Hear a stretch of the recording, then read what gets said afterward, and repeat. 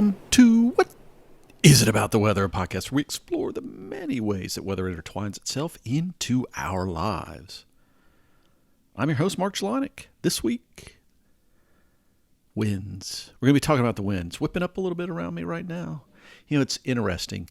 You notice probably where you are. There's that kind of threshold point where wind goes from not noticeable. I mean, it's not that you wouldn't notice it being windy if you were outside in it, or that there is wind, but the sounds that go with it, I think, are what change. They go from non-existent to, oh, wow, it's windy, and you don't have to be feeling it. I think that's an interesting element of wind that we don't necessarily get with some of the other pieces of weather. I mean, they all have their thresholds, I guess, right? That when it becomes a little too hot, or with precipitation, it's kind of obvious. You're either feeling it or it's not. It's kind of, it might be heavier or lighter sort of thing. But I like that wind has that kind of, not just a skin sensation, but we also have that audio reminder of it.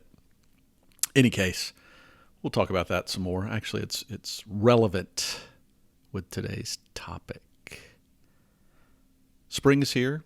Around me, it's been mild. Actually, it's pretty warm. This warm wind that I've got outside. It's going to get back to more what I would call seasonable temperatures later. But as with often the case, I guess it depends where you are, of course. Spring tends to bring unsettled weather, just like fall does. But a lot of times it's maybe a little more tilted towards the severe side. Again, really just depends on where you are. But those transitional seasons, no doubt, kick up a change at a minimum.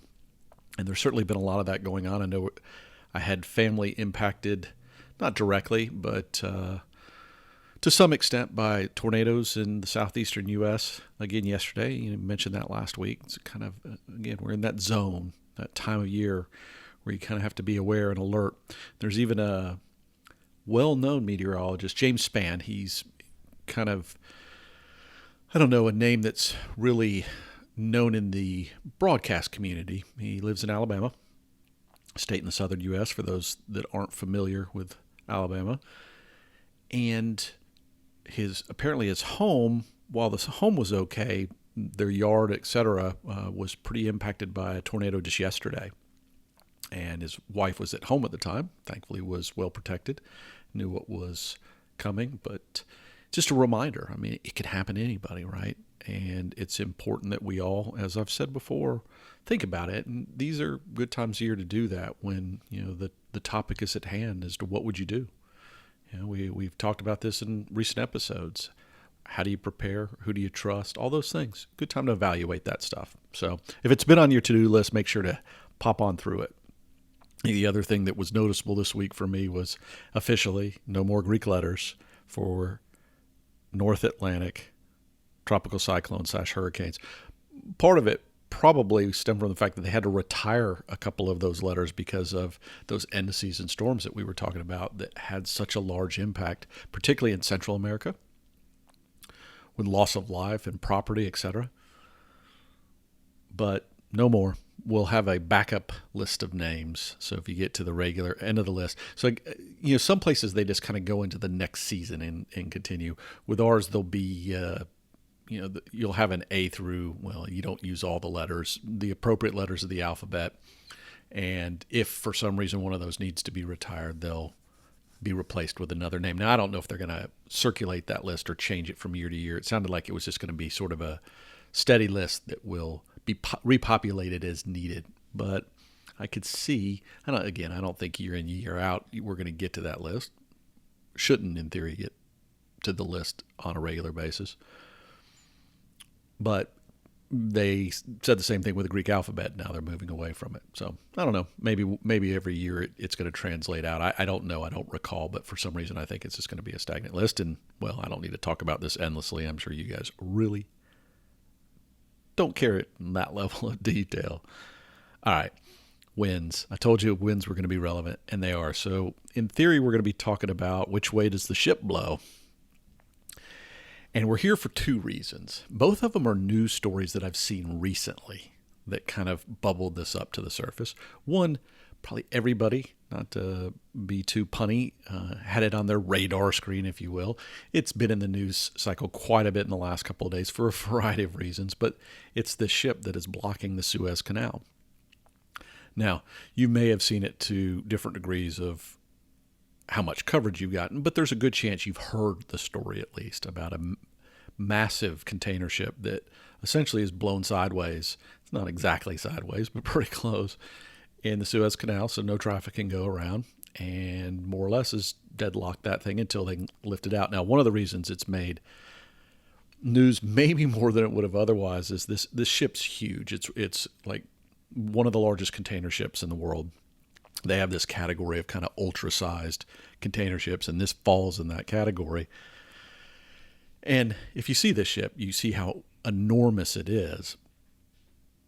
But they were working to dislodge it, and they had this little crane, I don't know if it was Caterpillar or some other brand, kind of to the side that looks dwarfed, and it looks like it's just like a kid in a sandbox, right? Just moving, or a kid on a beach building a castle, probably better, moving so little of the sand, it seemed like it'll take forever to move. Now, that was just a start, and I think they had hoped they might be able to do some small-scale things to get it moving again, but that has not been the case. So, sounds like it could take weeks. Now, my guess is they'll get it done faster than that, but it's turning out not to be a trivial exercise.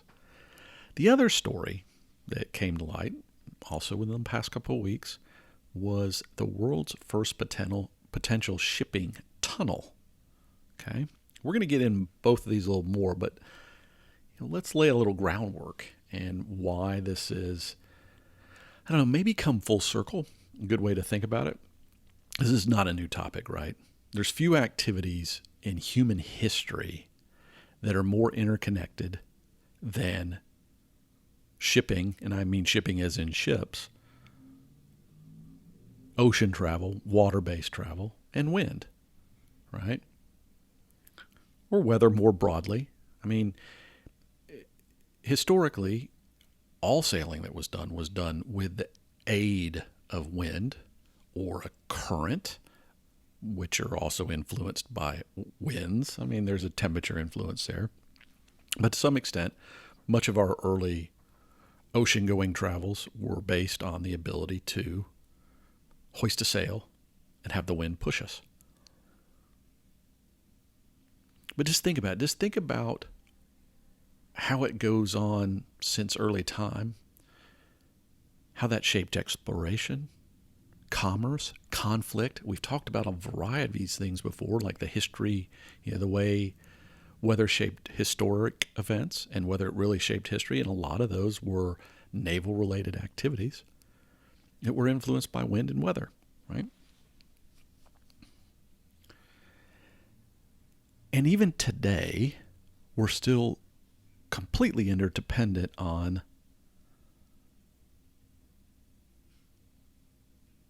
where the ships are going to go. And weather influences that. You think of wind, but it's storms in general. But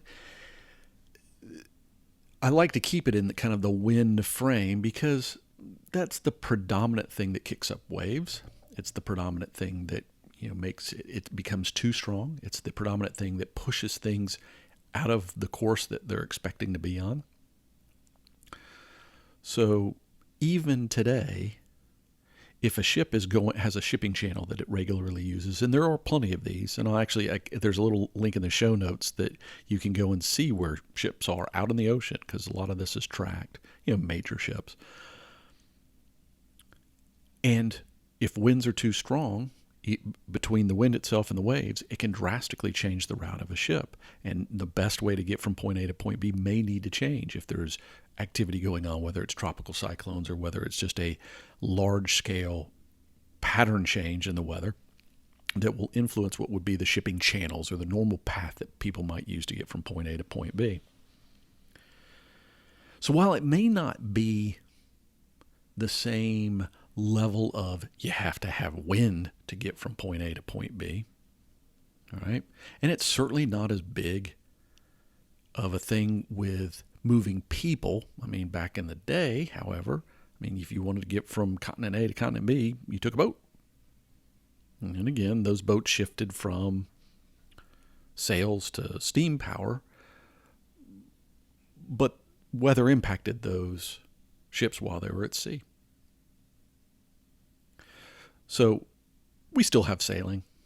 We still have cruises. Those things are still impacted, but people aren't moving around as much. But it's estimated that 90% of the world's goods still move by sea at some point, right? It's not uncommon for them to get, you can say a lot of the same things about railroads. Once they get somewhere, a lot of them take railroads. These are things people don't think about. We think about the last mile. We think about whether it's the UPS or USPS or FedEx or DHL or UPS and I don't know which acronym I have said and not said, whatever method of transport that you're used to get Amazon, getting things in that last mile, it's usually on a road surface, right, of some kind. But between trains and particularly ships, vast majority of the goods that go around the world today that we end up with at some point are transported on a ship. Because this can be raw materials going one direction and finished goods coming another direction as well, right? So we've been dealing with this challenge for a long time of open seas, in particular areas of open seas, are problematic. They're more windy. They have higher levels of storms, rougher seas. I remember when I was living in Chile, one of the options, you can get to Antarctica from southern Chile and Argentina.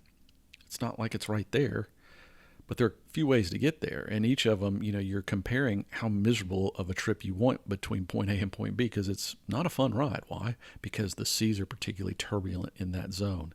A lot of wind, therefore a lot of wave activity as well. It's not just about the wind. Now, ships are designed for this stuff. We've even got great movies like The Perfect Storm, right? It's amazing how much a ship can go through being tossed around and still stay upright. That said, whether it counts for something on the order, or I would say turbulent seas driven by weather, count for something on the order. I think it was I read 50%-ish of the losses at sea. I mean, some of them are just bad driving and has nothing to do with weather. But weather plays a large role.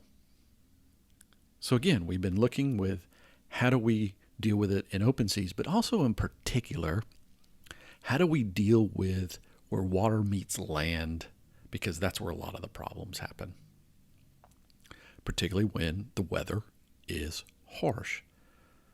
You got lighthouses.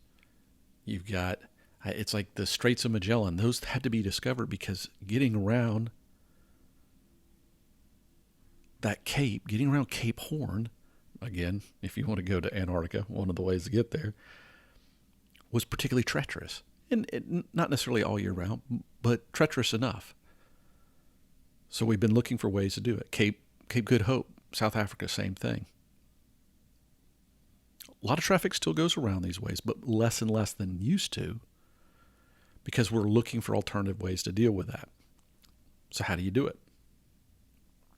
Well, like I said, Magellan Straits was one where it was just figuring out a little safer, a little less wind-blown route, but that has its own challenges.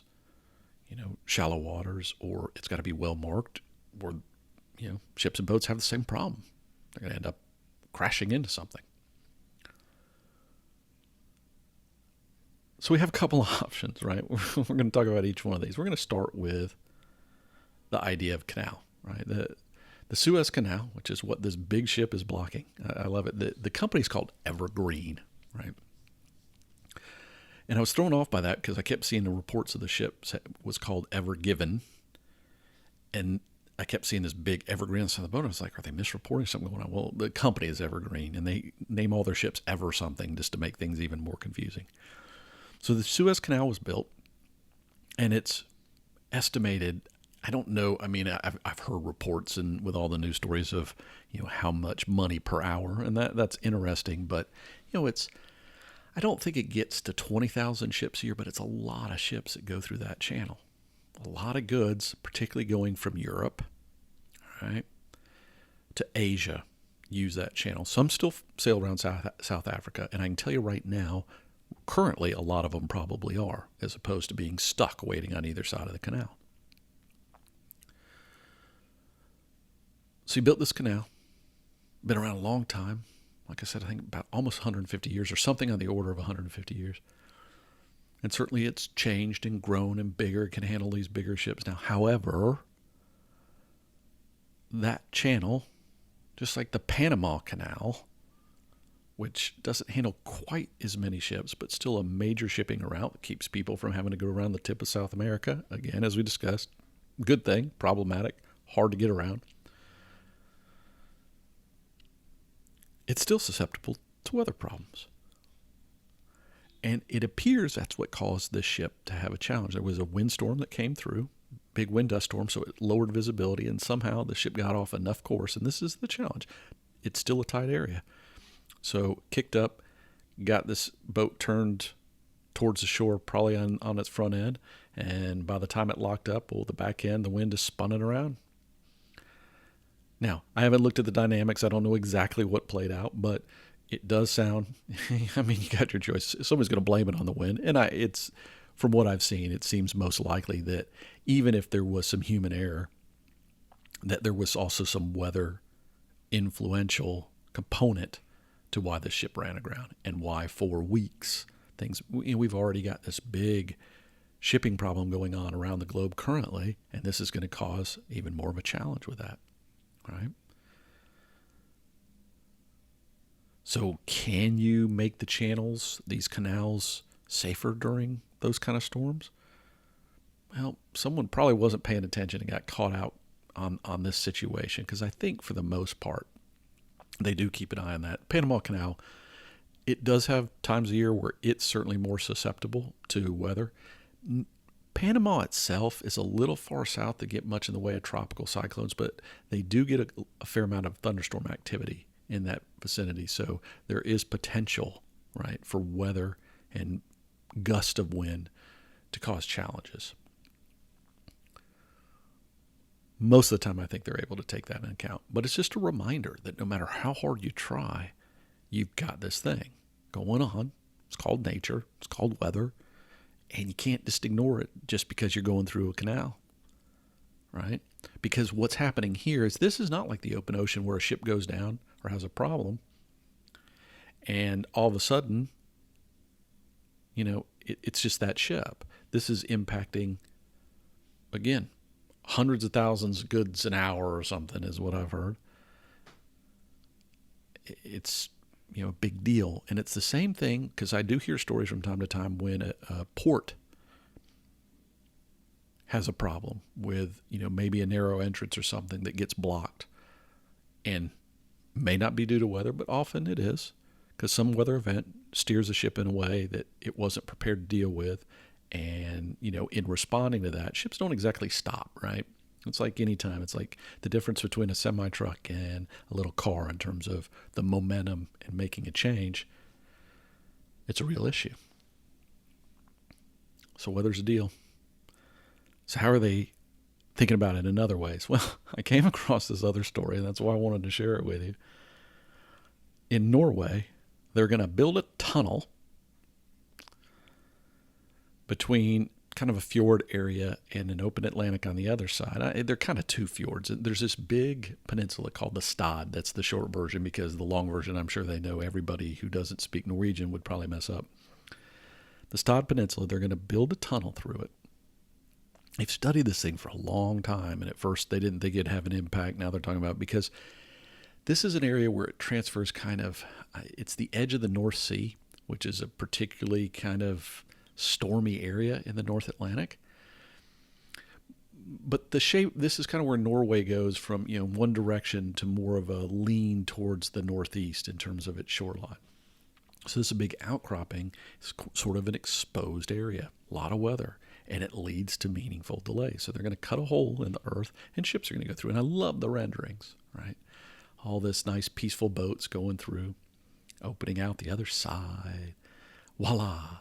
Into the magic channel and all that stuff. Now, I don't know if it's exactly going to look like that. Renderings always give you the best case. But I have to imagine, and hopefully, I'm sure they did think about this. You're going to cut a hole in the earth, and somehow wind's going to come into play. Now, I don't know exactly, but if you've ever gone into a tunnel, like driven in a tunnel, you'll notice that from time to time that depending on the setup, they've got to do venting a certain way to make sure winds aren't too prevalent, because you've also got temperature changes that can take place because the water probably on either side of this thing will be heated to different degrees. It might have varying temperatures, could cause other contrast. Now, some of that you can try to model, but you may not know about until you get finished. So I'll be curious to see what role weather has in traffic, not just the tunnel. The tunnel itself, once you get in there, may be okay, but getting in and out, does the shift in what they've created have an impact on that? Something to watch. There's a link in the show notes if you want to read about the tunnel. I was intrigued by it.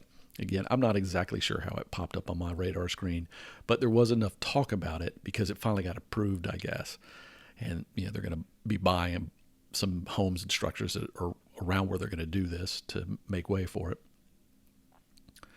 So I don't know if it was on CNN or somewhere else. It made it to some feed. This kind of stuff gets in my feed all the time. It may not get in yours, but that's okay. That's why it's here, and that's why I talk about it, because it is intriguing sort of things. I don't know. Let me know what you think. It's kind of a neat topic. Like I said, I'll be curious to see two things. How successful that tunnel is, but how long it takes to get this ship out of the way in the Suez Canal. I don't know.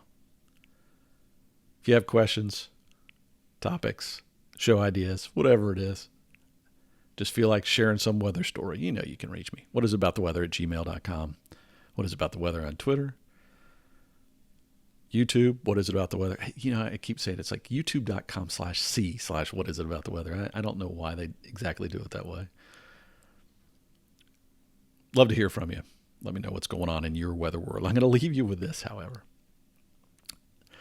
I saw some videos last night, and it was a reminder of this. And I'd seen this story earlier this week. There's some great videos out there of debris of a SpaceX rocket breaking up as it came back in the Seattle kind of area, Oregon, Washington State, northwestern U.S., that looked out of this world, right? It looked like either something had disintegrated, come apart, or some sort of spaceship flying up above. Take a look for that online. It was kind of intriguing. But something else happened recently, that a old weather satellite had started to break up in space, but it's still up there. That's the challenge. It didn't have a deorbit. A lot of times they'll bring these things down now, or that's the game plan, is to you want it to get out of the way because we're getting more and more junk up there. And what's intriguing to me about that is, yes, a lot of satellites up there today are for communication and other purposes, but a lot of them still are about measuring weather phenomena, or nature things in general.